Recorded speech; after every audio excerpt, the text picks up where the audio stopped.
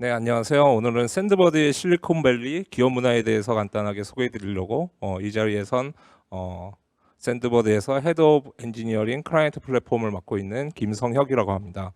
오늘 샌드버드의 실리콘밸리 기업 문화에 대해서 소개해 드리기 전에 여기 이 비디오를 보시는 분들이 샌드버드에 대해서 많이 알고 있는 분도 있겠지만 대부분이 모른다는 가정하에 샌드버드를 좀 간단하게 먼저 소개를 드리고 그 다음에 저희 회사의 기업 문화를 갖다가 소개해 드리는 게 더 편할 것 같아서 샌드버드를 먼저 소개해 드리도록 하겠습니다.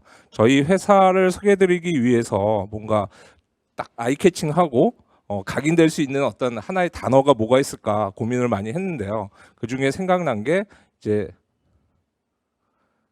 저희는 2억 5천만의 MAU를 제공하고 있는 서비스 기업용 사스 서비스 회사입니다. 2억 5천만이라고 하면은 딱 이제 감이 안 오실 텐데요. 제가 한번 예를 들어 볼게요. 가령 예를 들어서 우리나라에서 가장 많이 쓰고 있는 카카오톡을 예를 들면 카카오톡의 MAU는 한 4,500만 정도 되고 있습니다. 그 다음에 아시아에서 굉장히 많이 쓰고 있는 라인과 같은 커뮤니케이션 툴은 한 2억 명 정도의 MAU를 제공을 하고 있죠. 그만큼 저희 샌드버드가 지금 현재 제공하고 있는 이 서비스 자체가 굉장히 스케일러블하고 다양한 곳에서 많이 사용을 하고 있다. 이렇게 설명을 드릴 수 있을 것 같습니다. 그러면 저희 샌드버드는 사실 2013년도에 아직 10년이 안 됐죠. 한국에서 태어났죠. 한국에서 태어나서 한 젊은 나이에 미국으로 이민을 간 회사입니다. 그래서 한국에서 태어났지만 지금 본사는 미국 캘리포니아, 그러니까 샌프란시스코보다 조금 남쪽에 있는 산마테오라는 곳에서 지금 자리를 잡고 있고요. 저희의 샌드버드의 자식들이 전 세계에 쫙 깔려 있다라고 보시면 될 것 같습니다. 가령 영국, 싱가포르, 인도, 뉴욕 이런 곳에 저희 임직원이 약 300명 정도가 지금 재직 중에 있고요. 제가 여기 입사한 지는 한 1년 6개월 정도가 됐지만 올해 초에는 한 200명 초반이었거든요. 근데 지금 현재는 한 300명이 넘는 인원이 일을 하고 있고 이 숫자는 아마 저희 MAU가 증가하면 증가할수록 계속해서 더 증가되지 않을까 이렇게 생각이 되고 있습니다. 저희는 올 초에 시리즈 C 단계의 펀딩을 마쳤고요. 한 2,400억, 지금까지 저희가 투자받은 금액은 한 2,400억이 되고 밸류에이션은 1조가 넘는 현재의 기업 가치를 가지고 있습니다. 많은 굉장히 유명한 아이코니, 타이거, 여러분이 잘 아시는 소프트뱅크와 같은 투자사로부터 전체 2,400억 정도의 투자를 받은 회사라고 보실 수 있겠습니다. 네. 그리고 저희 샌드버드의 집들이 굉장히 전 세계에 깔려 있어요. 한 8곳에서 보시는 것처럼 미국에도 저희 서버들이 운영이 되고 있고 동부, 서부, 프랑크푸르트, 뭄바이, 싱가포르, 시드니, 서울, 도쿄 등과 같은 곳에서 전 세계에 월간 31억 건 이상의 메시지를 처리하고 있는 시스템입니다. 그러면 이런 반문을 좀 하실 수가 있는데요. 나는 카카오톡 같은 거는 진짜 자주 쓰고 해서 좀 아는데 샌드버드는 한 번도 써본 적이 없다. 얘네들이 도대체 어디서 이런 서비스를 하고 있느냐 이렇게 반문하실 수도 있는데요. 저희 서비스는 가령 게임을 하시면서 같은 길드 멤버들과 커뮤니케이션을 하실 때, 그 다음에 물건을 사고 팔 때, 배달을 했는데 배달하시는 분이 오셔가지고 집이 문이 안 열려요. 현관이 안 열려요. 이런 말씀을 주고 받을 때, 그 다음에 요번에 게임스탑과 같은 그런 이벤트가 있어가지고 커뮤니티에 글을 달 때, 거기서 논쟁을 할 때, 논의를 할 때 다 저희 서비스를 쓰고 있습니다. 그러니까 여러분들은 부지불식간에 샌드버드에서 제공하고 있는 서비스를 현재 사용하고 있다라고 보시면 됩니다. 그 수치가 현재 2억 5천만의 MAU를 제공하고 있다 이렇게 생각하시면 될 것 같고요. 그러면은 저희 샌드버드는 아까 말씀드린 것처럼 저희가 자체적으로 어떤 서비스를 제공하는 업체는 아닙니다. 저희는 콜과 챗과 데스크와 같은 SDK 형태로 저희 고객분들에게 저희 SDK를 제공해주고 고객분들은 그거를 이용해서 커뮤니케이션 할 수 있는 어떤 서비스를 제공하는 거죠. 결국은 샌드버드의 제품은 리얼타임 커뮤니케이션 이네이블러라고 정의를 할 수 있을 것 같습니다. 그러면은 이제 조금 저희 문화에 대해서 샌드버드 설명은 이 정도로 마치고 저희 문화에 대해서 이제 간단하게 설명을 드리도록 하겠습니다. 뭐 잡 링크라든지 뭐 여러 가지 잡과 관련한 사이트에서 저희 샌드버드와 연관될 수 있는 키워드가 어떤 것이 있나라고 하면은 대부분 실리콘밸리가 굉장히 많이 나고요. 예, 저희는 아까 말씀드린 것처럼 서울에서 태어났지만 미국으로 이민 가서 실리콘밸리의 영향을 굉장히 많이 받고 있습니다. 그러면은 과연 이 실리콘밸리 문화가 무엇인가 좀 더 들어가기 전에 제가 여기 오늘 주제 중에 하나가 샌드버드의 실리콘밸리 기업 문화인데 부제가 있습니다. 제가 25년 국내 경력을 가지고 느끼는 실리콘밸리의 문화가 어떤가를 설명을 드리는데 제가 오늘 오면서 좀 이제 계산을 해봤어요. 한 25년은 맞는 것 같은데 제가 몇 개의 회사에서 몇 군데 회사를 다녔을까 카운팅을 해봤더니 한 8개의 회사를 다녔더라고요. 그 중에서도 뭐 대기업도 있고요. 그 다음에 스타트업도 한 4군데가 있었던 것 같아요. 샌드버드를 포함해서. 그러면 그 스타트업은 뭐 첫 번째 다녔던 스타트업은 가령 2000년대 초반 기업 가치가 한 5조가 넘은 굉장히 큰 2000년대 초반이면 벌써부터 지금부터 한 20년이 지난 굉장히 오래 기간 전에 벌써 5조가 됐던 그런 기업도 다녀봤고요. 그다음에 제가 코파운더가 돼가지고 회사를 창업해서 코스닥에 IPO하는 그런 경험도 해봤고요. 그다음에 제 자신이 대표로서 회사를 만들어서 지금 샌드버드가 M&A를 하는 그런 경험도 해봤습니다. 근데 제가 25년 8개 회사를 다니면서 느껴보지 못했던 한 3가지 종류의 샌드버드만이 갖고 있는 문화가 있더라. 그래서 그걸 한번 같이 공유했으면 좋을 것 같습니다. 네, 실리콘밸리 문화라고 하면은 여러분 잘 아시겠죠. 이렇게 아주 푹신한 카우치에 누워가지고 배에다가 이렇게 노트북 얹혀놓고 코딩을 하는 그런 분들, 예, 그런 것도 있고요. 저희 회사 같은 경우는 어떤 셀러브레이션, 가령 여기 보이시면은 보이시는지 모르겠지만 가령 1조 유니콘이 되면은 그런 거 셀러브레이션도 하고요. 그 다음에 뭐 커피챗도 굉장히 많이 하고 뭐 파티 같은 것도 굉장히 많이 하고 있습니다.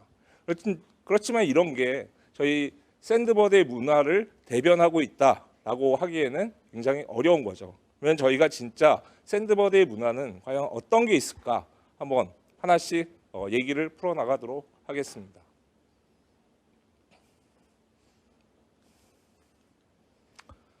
네, 첫 번째는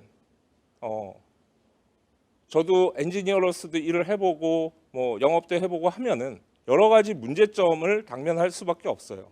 그러면은 그 문제를 어떻게 해결하느냐에 따라서 회사의 그 문화가 바뀌는데요. 저는 뭐 다는 아니지만 8개 회사 중에 이런 경우가 있었어요. 문제가 발생을 하면은 대뜸 이렇게 물어보는 거죠. 누가 했어? 이게 누구 짓이야?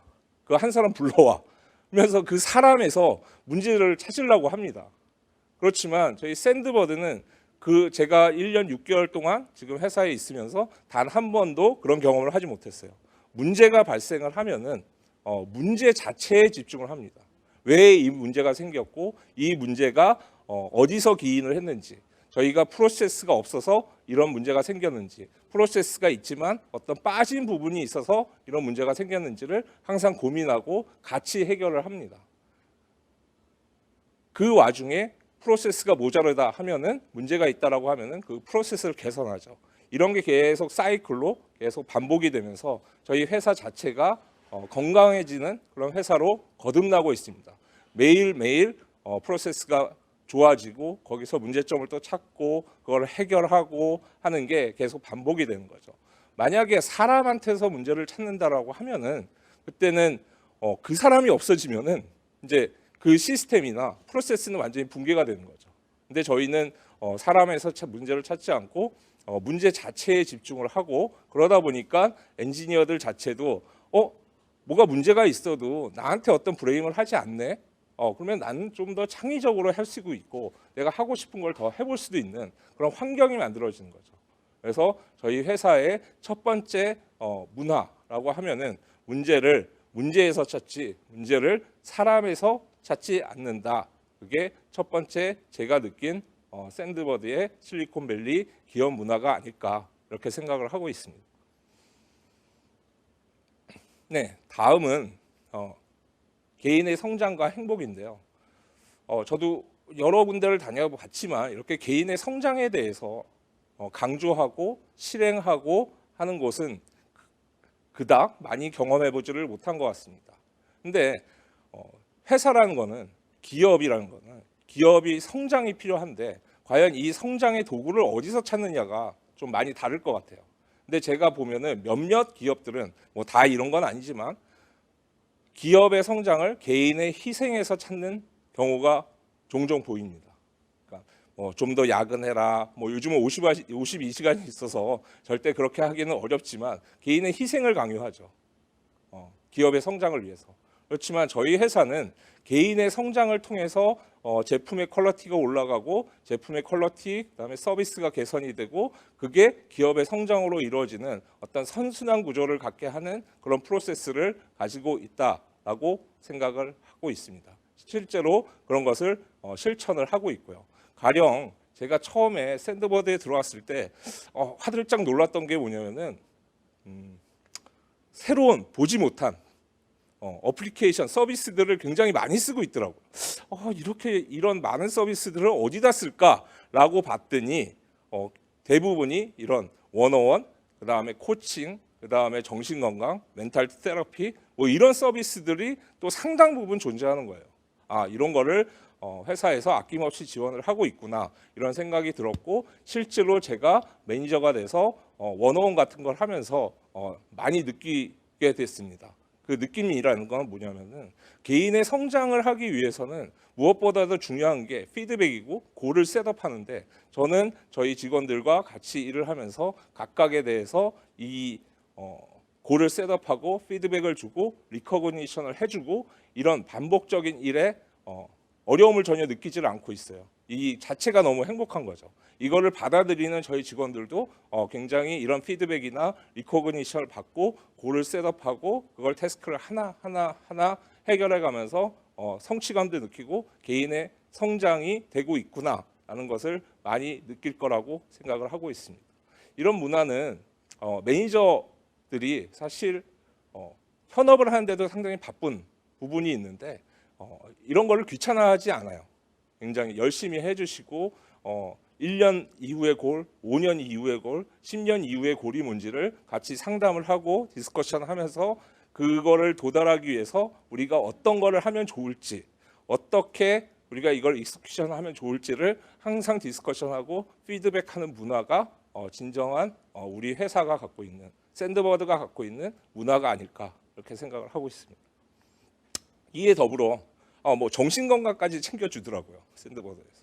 모던 헬스라는 그런 어플리케이션을 통해서 제가 저도 몇 번 써봤는데 가령 이제 파이낸셜적으로 문제가 있어도 거기 있는 코치분이 저한테 그런 걸 갖다가 어떤 식으로 해결하면 된다라는 거를 좀 알려주고 그다음에 개인적인 어려움이 있을 때도 직접 가서 코칭을 선택해서 이야기를 하면은 100% 맞는 솔루션은 아니지만 거기에 합당한 이야기를 하면서 제가 좀 마음의 안정을 찾을 수 있는 그런 기회들을 많이 제공해주고 있는 것 같아요.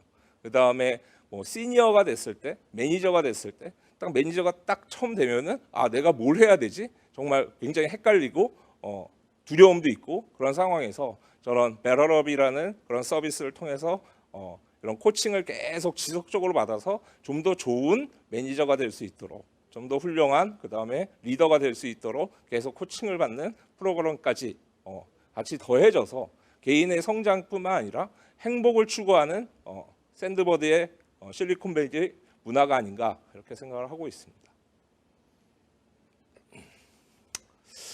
마지막으로 이제 제가 말씀드리고 싶은 거는 투명성입니다. 많은 회사들이 저도 경험을 했는데요.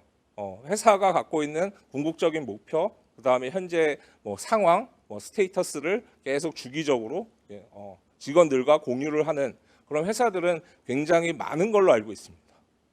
그렇지만 이게 얼마나 주기적이냐라고 라고 봤을 때는 저는 좀 많지 않나라는 생각도 개인적으로 드는데 위클리로 이런 게 끊임없이 이어지고 있어요.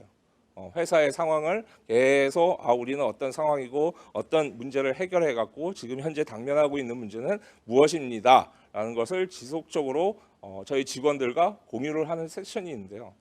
저는 이거는 특이한 문화가 아니라고 생각하는 게 이런 일을 하는 회사들을 많이 본 적이 있어요. 저도 경험을 했고 저도 그거를 대표 때 많이 하려고 했고요.